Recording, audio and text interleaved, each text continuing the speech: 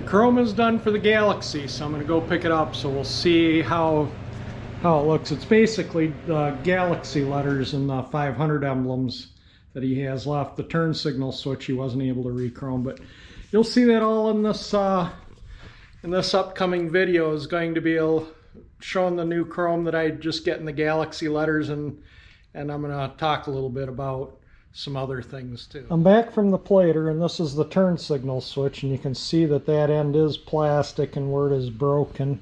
That's a little broken piece in this. They broke an ear off, and that one was about to break off. I straightened it up, but I think it'll break off easy. So they didn't plate this, which, you know, I'm fine with that. It would have been a waste of money. So these are anodized aluminum originally, so they had to do a little special process to chrome plate that. And this I have NOS on the car, so this doesn't really affect, you know, getting the car going. That's the NOS one. And so we're just, you know, it's, if I find a new end, you know, I could have this metal part re-chromed and put a new end on, but it's kind of pointless, right? And didn't expect that. Usually these ends are metal on the little one and plastic on the big one. This one's just the totally opposite. I have the big one brand new in the package, and it's pot metal. The little one, this is the package it's in, and that's not plastic, that's pot metal. I got it because I thought that they end would be plastic and they wouldn't be able to plate it, and it would end up, you know, like this, the turn signal. So I thought, well, I'll get it, and then they can plate the metal part, and then I can just replace the end. You can see they're on a little spline. Does the spline show up there? Probably pull it off if I tug. There, yeah, there. Now you can see the spline. So that's how they're held on. They're just kind of pushed on, these ends. Same with these, but these, like I say, this one's metal. But if I can find a new one of these, you know, like I say, I could have that replated. And this, they broke a tab off, and that one's almost ready to break off. I just straightened it, but I have a feeling a little more effort and that will snap. So there's no point in chrome plating that one, right? And I have plenty of these. I found a whole bunch of them. I actually have two right here. They're anodized aluminum, they're not chrome.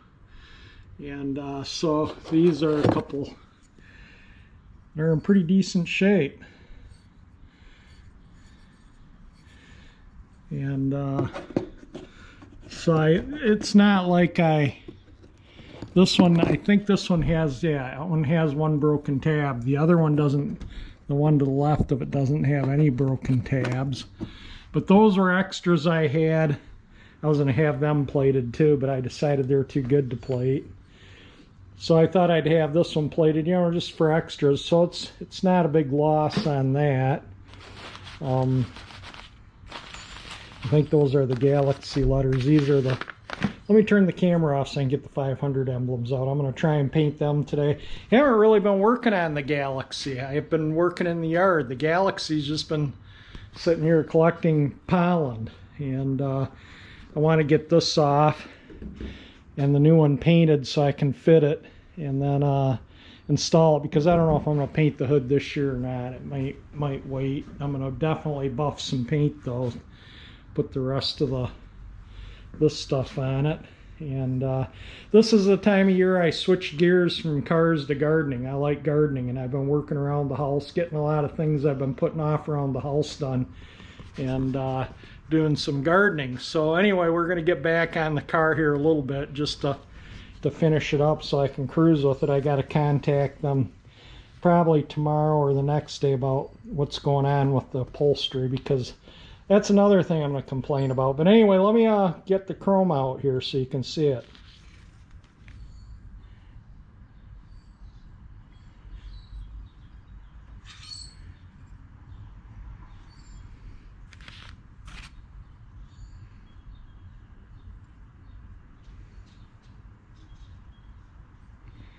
So I got to paint the black in them. Like I say, I'll probably do that in the hood bar. Maybe yet today, if not today, in the next couple of days. It's not like I have to get it done right this very minute. Like I say, I'm starting to switch gears on what I do. You know, I have my two most favorite hobbies, gardening and working on cars. And the winter is usually working on the cars, and the summer is usually gardening. So I usually do both, like year round. Like I always find things I can grow in the house or stuff like that, and I can always work on the cars in the summer too and take them to cruises. So I still do a lot of car stuff in the summer, but as far as tearing into or repairing them, that usually is for the winter time. All right, let me get the Galaxie letters out. These are both identical, both sides, so I'm only going to unwrap the one side. But yeah, they came out nice. They had some really deep pits in them. The other lettering on the car was, you know, like the hood lettering and stuff. That was totally acceptable. But this lettering here kind of had this kind of appearance to it. It just had all kinds of little pits.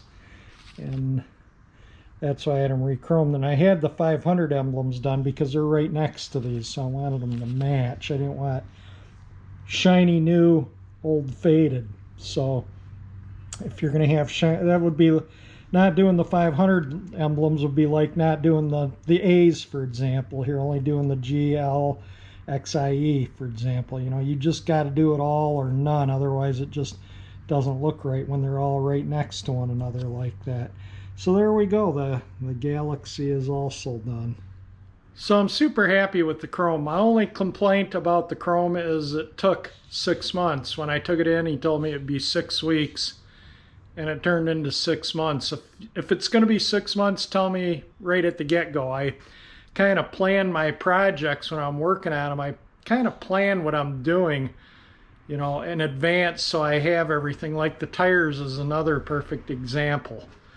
I took the tires in and had them broke down and knew I'd want them mounted up and back on the car within a week.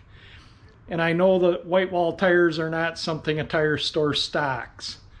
So I asked them when they broke them down if they could get them ordered so they'd be there when I need them, and I told them I'll even pay for them in advance. He says, "Oh, no, we'll have them tomorrow morning, and you don't need to pay for them in advance." So I said, okay. So I brought the wheels home, obviously bead blasted, painted them, waited them for dry. Called them the day before I wanted to take them in and asked them about bringing them in to get them mounted up. They didn't have the tires. They never ordered them. So then I had to wait for them to get the tires, which was a couple more days. I take the wheels in, they don't have the valve stems. Okay, this is a tire store. That's what they deal in, is tires. Now, granted, they probably don't get a lot of these cars with this style of wheel that uses a long valve stem for the full wheel cover. But they're a tire store, and they obviously still get classics. I have a classic. I took it in there for, you know, took the wheels in to have tires put on. I'm sure other people do too. Carry a half a dozen valve stems so the person getting the tires doesn't have to chase around for you to get valve stems. That's just not right. They did deduct the cost of the valve stems from the tires that I had to drive around and find and purchase. But that's something they should have done. That should have been in their court. They're the tire store, not me. And they should inspect old cars that are going to come in occasionally. And they should carry, it's not going to turn the balance sheets into the red to stock a half a dozen valve stems that fit these old style wheels. Even if they have to go to the auto parts to get them to stock them. That's what they should do as a tire store if they want good customer satisfaction. And when you go in to order your tires, order them for the person. Don't say, oh, we'll have them the next day and then not. It took an additional 3 or 4 days to get that fifth wheel for the spare. So needless to say, I wasn't too happy about that. When I'm trying to work my projects in advance to get the stuff to make sure I have things when I need it and other people drop the ball, I find that extremely aggravating. Extremely aggravating. The interior kit, I couldn't be happier with the way it looks in the car. It looks amazing. There's a few things, you know, I'll grade it when I'm done. There's a few things about it I don't like, but for what's available and for the price, I don't think you could beat it. But, you know, I ordered it back in September. They told me I'd have it, or in August I think it was, and they told me I'd have it by Christmas, and I had it in March. And everybody's giving me the pandemic excuse. This is the way it's been even before the pandemic. That's why I do this. That's why I try and get things moving in advance, so I have what I need when I need it.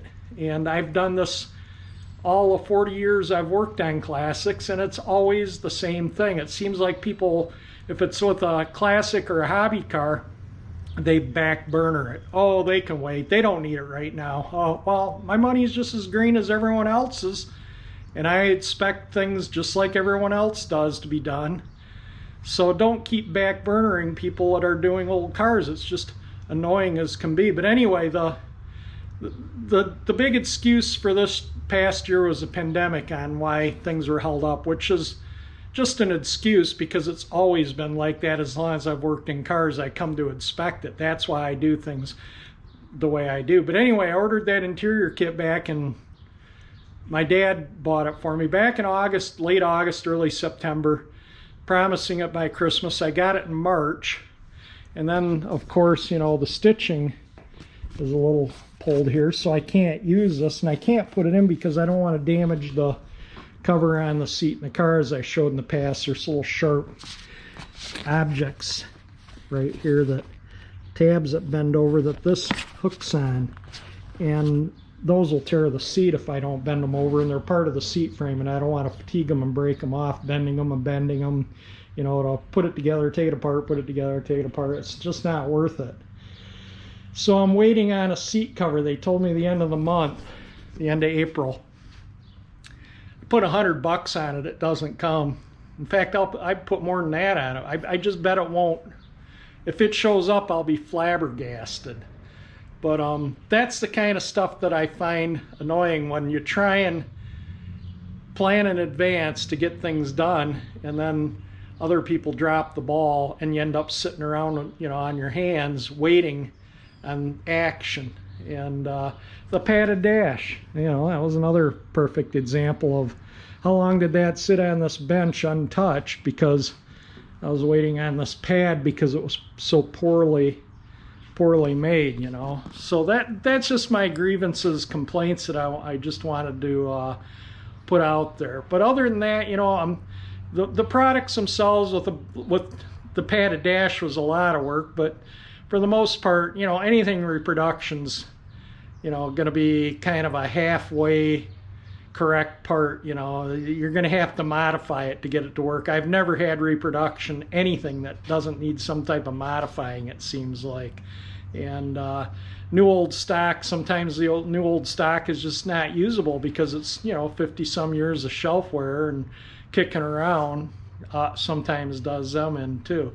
So but I prefer to find a nice original than a Reproduction. And you know, and I'm just not into it. But anyway, I'm going to try and wrap this series up in under 200 videos. This is not going to be a numbered video because I'm just showing you the chrome, and it's more ranting than it is doing anything with the car. So I'm just going to kind of, you know, try and wrap this video up here in the next minute or two. I just wanted to show you the chrome. Another thing too, my sister-in-law, her brother and mother had passed away this past year, and her father had passed away some time ago, so they're cleaning out their estates. And my sister-in-law's brother was a car guy. He had a lot of car stuff, a lot of tool stuff, so my brother's been having me come and help him clean out the house a little bit now and then, and I found these. And I just thought these were kind of, you know, this old vintage stuff you just don't see anymore. Die-cast aluminum bracket for the gauges, and yeah, if I think they were made by, I don't remember who they were made by. They might be, I don't know. I'm not going to comment because I don't remember, but they're actually nice gauges. Clean them up, and a nice set of under dash gauges for somebody's. I probably would never use them, but I couldn't let them, you know, go to the trash. I picked up spark plugs from their Wally kind of fix things like I do, I guess. And these are all lawnmower spark plugs. I always buy spark plugs in estate sales whenever I can find them. This is a Briggs & Stratton. I think it's a platinum. There's the number. I think that'll work in my generator. So there's, you know, and I use these, like I say, I use these spark plugs all the time fixing. So I fix power equipment on the side, and I've been doing a lot of that lately too. So that's why the car. Does any of my viewers own a Plymouth Prowler? So I might give a couple of these away to somebody that you got to have a Prowler. I won't give these to somebody unless they own a Prowler. And I don't know, there's half a dozen of them in there. So that, my brother said he used to have ones for the, what was the other one? Viper. And my brother just recently retired from Chrysler World Headquarters. He used to drive all these cars home as company cars, so I've driven them all too. Vipers, Prowlers, all of them. But anyway, back to this. So yeah, so I'm just kind of, and I've been working on the mower deck too. I just gotta, and this will be in a separate video, just gotta do a final sand there and a little sanding here and maybe final touch up, and then I'll have this one ready for paint. I'll strip that one back down to the housing and get it ready and paint them both at the same time. So I just kind of, you know, and I've been painting the wheels. You'll see that in the video on the mower, but I got this too. This was out of my sister-in-law's and her brother's. So that's a center box, but I don't know if I'm going to use it or not. This toolbox here, I have all my marine tools and tools. I was a marine mechanic by trade. And it's all the tools I don't use a lot. That's the box I use most of my tools in, so I was going to put it here. But God, the top of the toolbox will be, need a stool to stand to get in the top here, which is mostly sockets and stuff. So yeah, so I don't know. We'll see if I'm going to use that tool chest there or not. I don't want to put it here because then this will be way up too. And again, you know, getting in there and getting stuff from here, and you know, I'll be right up here with the furnace area. So anyway, yeah, so I think this part of it will, this part here would be probably about right here. So I think I'm gonna kind of think about whether I use that or not. All right, I'm gonna get to work a little bit here. I think I'm gonna start by zinc chromate priming the new chrome so I can start getting it ready for some trim black. And I'm getting them primed up. I already wiped the zinc chromate off the chrome on that, and I'm about to do it on that, and then we'll take them out and blow some trim black on them. And there's the other one with the zinc chromate cleaned off. I just use a damp paper towel of lacquer thinner, just very damp and lightly, and then I just take it in my finger tightly and just kind of wipe them off. That's the best way I find to paint things like that. Or you could, if you wanted to fuss around with liquid masking tape, but sometimes that peels, especially on chrome in the edges and stuff. There's the first coat of trim black. I wiped the paint off the number, you know, the surfaces there between coats, so you don't have a bunch of heavy paint to wipe off. It's easier to wipe a bunch of thin ones off, and this one I think is looking pretty good too. There we go. I got the 500 emblems painted. You can see what happens when they land upside down with wet paint. They look like a rubber stamp, but they're both about as done as it's gonna get. They look absolutely fantastic. So those are ready for the car. So now I just gotta get the buffing, and I want to be able to back the car out to buff, and I need a seat to back the car out. I need a seat to get the front end aligned. So that's why I've been kind of working in the yard, and Galaxie's just been sitting here. And I don't know, I might get motivated in the next few days and pull the hood and strip it and paint it. I mean, we're going to have some typical Michigan weather for this time of year, you know, 60-degree highs. Those cooler days are good because I can get out here in the morning before the bugs are active, get the paint on, it'll be tacked up before there's bugs. So I might be, and if not, I can always, you know, see about running up to my brother's door. His friend there has a spray booth, but that's a bit of a hassle. You know, I have to take the hood, put it in the truck, and or drive the car there, take the hood off, paint it, put the hood back on, drive the car back home. But I'm not, that's not a big worry right now, and I'll fix any of the paint issues that I have on the car. I'll fix next fall if I don't fix them yet this spring. And I mean, it's good enough for the kind of cruising I'm going to do, but I want it to look a little better, and I think I'm probably going to eventually repaint the trunk lid, but like I say, for now it's just going to get buffed. Just letting this sit out here in the sun and harden. That's its final coat. I put 2 coats on that. 1 coat of zinc chromate, 2 coats of trim. I'll show you the paint that I used if I haven't shown it in this video. This will be the paint right here. And yeah, I just finished a can of this. This is my last full can, so I have a full case of cans of this. I got into my last can now, so that's why I buy it by the case. I use it quite a bit. Now, doesn't that look nice? That'll be far superior. I haven't unwrapped the rest. I'm going to wait until I'm ready to put it on the cars. I don't want to mar the chrome any.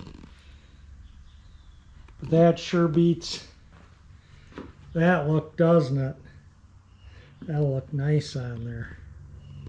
Once that's pitted pieces off, I might take it in and have it re-chromed. Alright, I'm going to end this video here. So at least you can see I am putzing with the car a little now and then, but it's taking a back burner to other things. I got some things in the garden I want to do today, so that's what I'm going to do. I just wanted to get those pieces painted, and like I say, if the seat cover for that comes in the next week or so, we'll get that in, and then I can get the front end aligned and the paint buffed out and get the rest of the trim on, and then I'll worry about the hood. You know, I can always, like I say, I'll worry about it when the time comes. But anyway, that's it for the video. If you like the video, definitely hit the like button.